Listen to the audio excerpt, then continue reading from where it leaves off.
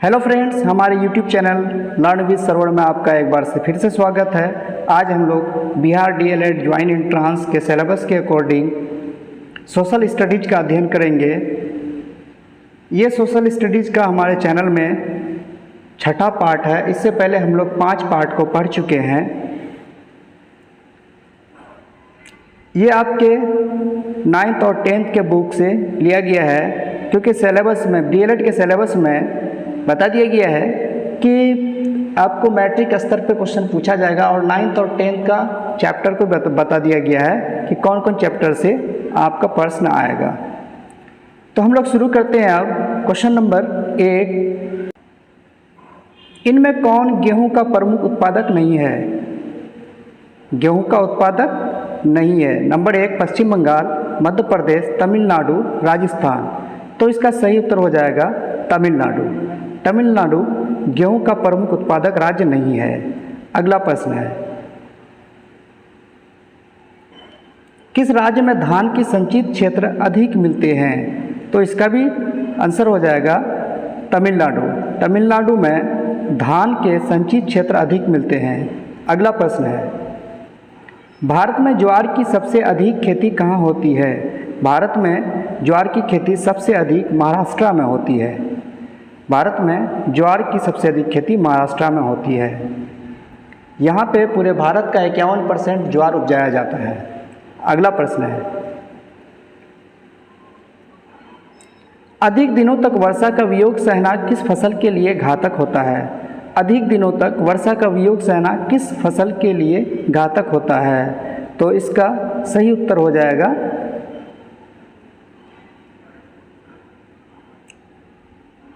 चाय। चाय जो है अधिक दिनों तक वर्षा का वियोग नहीं सहन कर सकता है। अगला प्रश्न है, किस फसल की खेती के लिए ढालू भूमि आवश्यक है? तो कहवा की खेती के लिए ढालू भूमि आवश्यक है। अगला प्रश्न है, इनमें से कौन औद्योगिक अवस्थिति का कारक नहीं है? इनमें से कौन औद्योगिक अवस्थिति का कारण नहीं है? तो जनसंख्या। इसका सही उत्तर हो जाएगा जनसंख्या। अगला प्रश्न है, भारत में सबसे पहले स्थापित लौह इस्पात कंपनी निम्नलिखित में से है कौन है? भारत में सबसे पहले स्थापित लौह इस्पात कंपनी निम्नलिखित में से कौन है? तो टाटा लौह इस्पात कंपनी भारत का सबसे पहला लौह इस्पात कंपनी है, जो 1907 में जमशेदपुर में स्थापित किया गया था, जो अभी झारखंड में है। अगला प्रश्न, पहली आधुनिक सूती निम्न मिल मुंबई में स्थापित की गई थी, क्योंकि यहाँ पे 4 ऑप्शन दिया गया है। यहाँ पे मुंबई एक पतन है, ये भी सही है। यह कपास उत्पादक क्षेत्र के निकट स्थित है, ये भी सही है। मुंबई में पूंजी उपलब्ध थी, ये भी सही है। तो इसमें से हो जाएगा उपर्युक्त सभी। अगला प्रश्न है, निम्नलिखित में कौन उद्योग कृषि पर आधारित नहीं है? निम्नलिखित में कौन उद्योग कृषि पर आधारित नहीं है? सूती वस्त्र, ये तो कृषि पर आधारित है। चीनी, सीमेंट, आगे भी देख लेते हैं। चीनी कृषि पर, जूट वस्त्र कृषि पर। तो इसका सही उत्तर हो जाएगा सीमेंट। सीमेंट जो है कृषि पर आधारित नहीं है। अगला प्रश्न है, हुगली औद्योगिक प्रदेश का केंद्र। हुगली औद्योगिक प्रदेश का केंद्र है। हुगली औद्योगिक प्रदेश का केंद्र है। इसका सही उत्तर हो जाएगा कोलकाता हावड़ा। कोलकाता हावड़ा हुगली औद्योगिक प्रदेश का केंद्र है। अगला प्रश्न, निम्नलिखित में से कौन उद्योग सार्वजनिक क्षेत्र के अंतर्गत आता है? निम्नलिखित में से कौन उद्योग सार्वजनिक क्षेत्र में आता है? तो इसका सही उत्तर हो जाएगा बोकारो लौह इस्पात उद्योग। बोकारो लौह इस्पात उद्योग जो है सार्वजनिक क्षेत्र के अंतर्गत आता है। अगला प्रश्न है, इनमें से कौन उपभोक्ता उद्योग है? उपभोक्ता उद्योग कौन है? तो पेट्रोल, रसायन, लौह इस्पात, चीनी उद्योग, चित्ररंजन, लोकोमोटिव। तो इसका सही उत्तर हो जाएगा चीनी उद्योग। चीनी उद्योग उपभोक्ता उद्योग है। अगला प्रश्न है,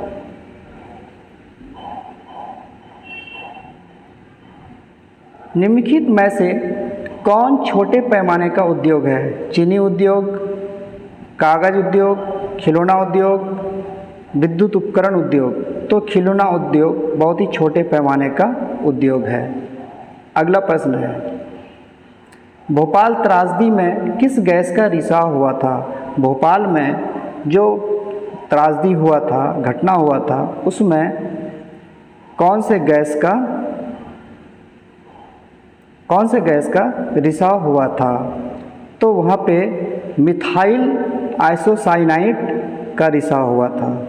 मिथाइल आइसोसाइनाइड इसका सही उत्तर हो जाएगा। अगला प्रश्न है, स्वतंत्रता प्राप्ति के समय देश में पक्की सड़कों की कुल लंबाई कितनी थी?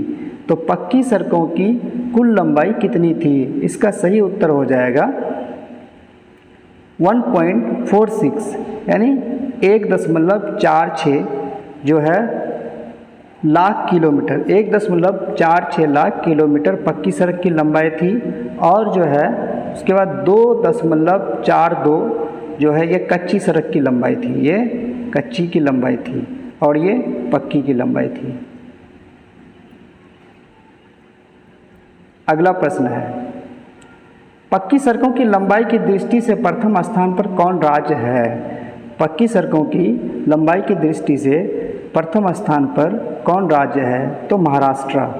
महाराष्ट्र जो है प्रथम स्थान पर है, जहाँ पे सबसे अधिक लंबाई की मतलब सबसे अधिक पक्की सड़कें हैं। यहाँ पे 2.70 किलोमीटर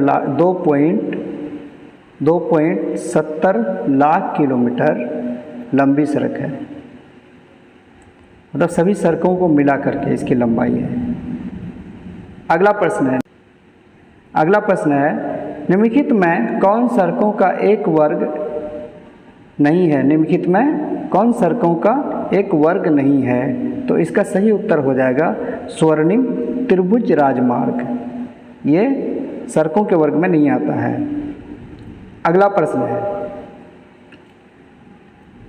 भारत के किन शहरों में मेट्रो रेल सेवा उपलब्ध है? भारत के किन किन शहरों में मेट्रो रेल सेवा उपलब्ध है?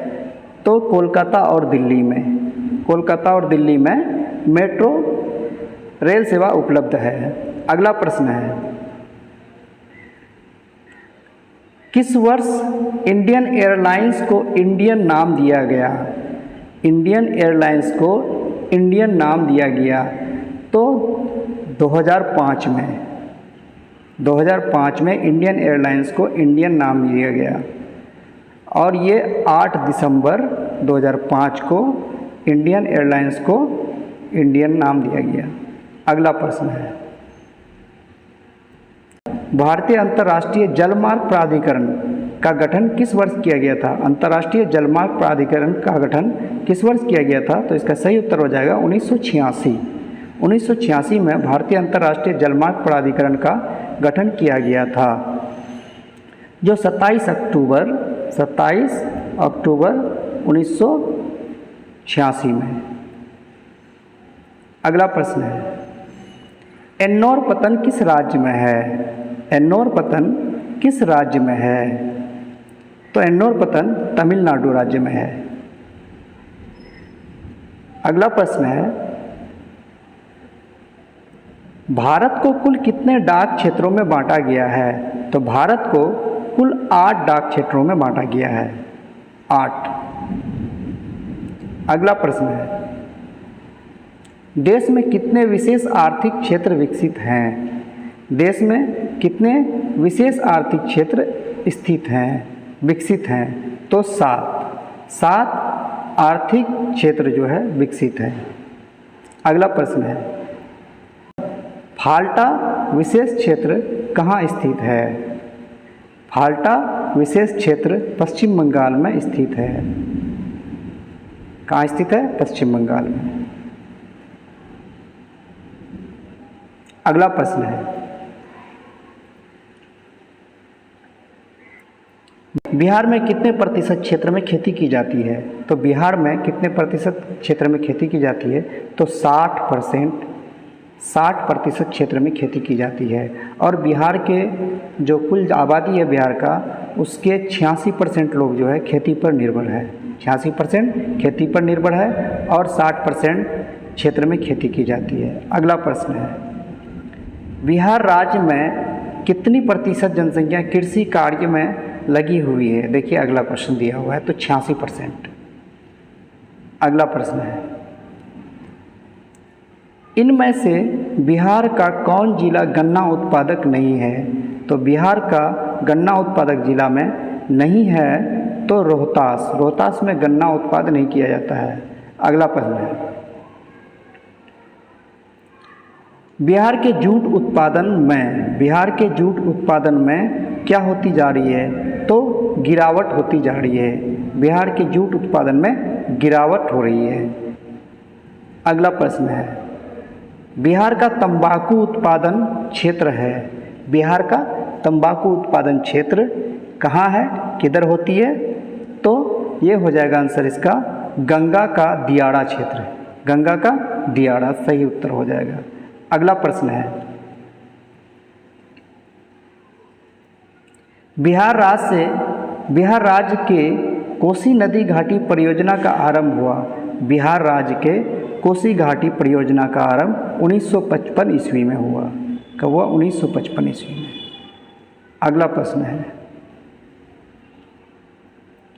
गंडक परियोजना का निर्माण बिहार के किस स्थान पर हुआ? गंडक परियोजना का निर्माण बिहार के वाल्मीकि नगर में हुआ। कहाँ हुआ? वाल्मीकि नगर में हुआ। अगला प्रश्न है, बिहार में नहरों द्वारा सर्वाधिक सिंचाई किस जिले में होती है? बिहार में नहरों द्वारा सर्वाधिक सिंचाई रोहतास में होती है। अगला प्रश्न है, बिहार में कुल कितने अधिसूचित क्षेत्र में वन विस्तार है? तो इसका सही उत्तर हो जाएगा 6374 किलोमीटर में वन का विस्तार है। अगला प्रश्न है, कुशेश्वर स्थान बिहार के किस जिला में स्थित है? कुशेश्वर स्थान बिहार के किस जिला में स्थित है? तो ये बिहार के दरभंगा जिला में स्थित है। अगला प्रश्न है, कांवर झील बिहार के किस जिला में स्थित है? कांवर झील बिहार के बेगूसराय जिला में स्थित है। बिहार के बेगूसराय जिला में है। अगला प्रश्न है, संजय गांधी जैविक उद्यान बिहार के किस नगर में स्थित है? संजय गांधी जैविक उद्यान बिहार के पटना में स्थित है। पटना नगर में स्थित है। अगला प्रश्न है, 2001 में बिहार की जनसंख्या थी। 2001 में बिहार की जनसंख्या 8 करोड़ से अधिक थी, यानी 8,29,98,509 थी। अगला प्रश्न है, 1991 से 2001 के दौरान बिहार की जनसंख्या वृद्धि दर क्या थी? बिहार की जनसंख्या वृद्धि दर 28.62% था। इसका सही उत्तर हो जाएगा 28.62। अगला प्रश्न है, बिहार में ग्रामीण आबादी है। बिहार में ग्रामीण आबादी है, तो बिहार में ग्रामीण आबादी 89.05% है। अगला प्रश्न है, 2001 की जनगणना के अनुसार बिहार में प्रति वर्ग किलोमीटर कितने व्यक्ति रहते हैं? बिहार में प्रति वर्ग किलोमीटर कितने व्यक्ति रहते हैं? तो 2001 के जनगणना के अनुसार बिहार में प्रति वर्ग किलोमीटर 881 व्यक्ति रहते हैं। अगला प्रश्न है,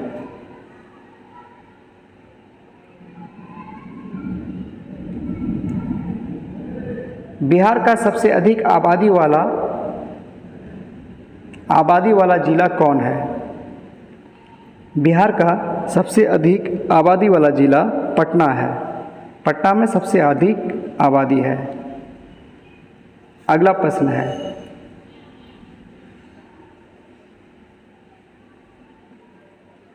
सासाराम नगर का विकास हुआ था। तो सासाराम नगर का विकास कब हुआ था? तो ये मध्य युग में हुआ था। इसका सही उत्तर हो जाएगा मध्य युग। अगला प्रश्न है,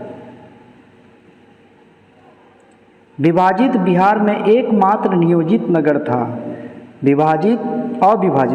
अविभाजित बिहार में एकमात्र नियोजित नगर था। तो एकमात्र नियोजित नगर का सही उत्तर हो जाएगा टाटा नगर। सिर्फ और सिर्फ टाटा नगर ही था अविभाजित बिहार में। अगला प्रश्न है, 2001 की जनगणना के अनुसार बिहार की नगरीय आबादी 2001 की जनगणना के अनुसार बिहार की नगरीय आबादी कितना परसेंट? तो 10.5%। 10.5% सही उत्तर हो जाएगा 10.5। अगला प्रश्न है, बिहार का सबसे बड़ा नगर कौन है? तो बिहार का सबसे बड़ा नगर पता ही है आपको, बिहार का सबसे बड़ा नगर पटना है। सही उत्तर हो जाएगा पटना। अगला प्रश्न है, स्तर रंजन विधि के अंतर्गत मानचित्रों में नीले रंग से किस को दिखाया जाता है? तो नीले रंग से स्तर रंजन विधि के अंतर्गत मानचित्र में नीले रंग से किसको दिखाया जाता है? तो नीले रंग से जल को दिखाया जाता है। किसको? जल को। अगला प्रश्न है, तल चिन्ह की सहायता से किसी स्थान विशेष की मापी गई ऊंचाई को क्या कहा जाता है? तो मापी गई ऊंचाई को क्या कहते हैं?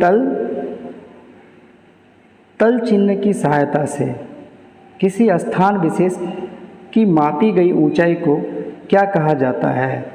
तो इसको स्थानिक ऊंचाई कहते हैं। स्थानिक ऊंचाई सही उत्तर हो जाएगा स्थानिक ऊंचाई। अगला प्रश्न है, छोटी महीन एवं खंडित रेखाओं को ढाल की दिशा में खींचकर उच्चावच प्रदर्शन की विधि को क्या कहा जाता है?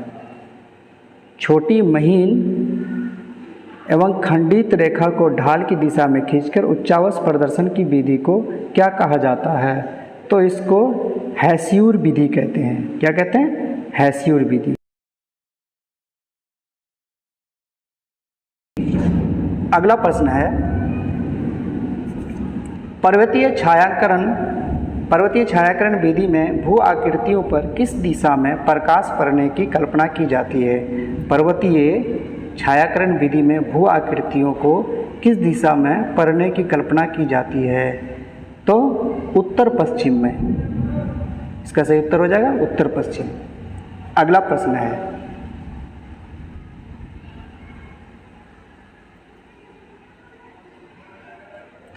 उच्चावच प्रदर्शन के लिए हैस्यूर विधि का विकास किसने किया था? उच्चावच प्रदर्शन के लिए हैस्यूर विधि का विकास किसने किया था?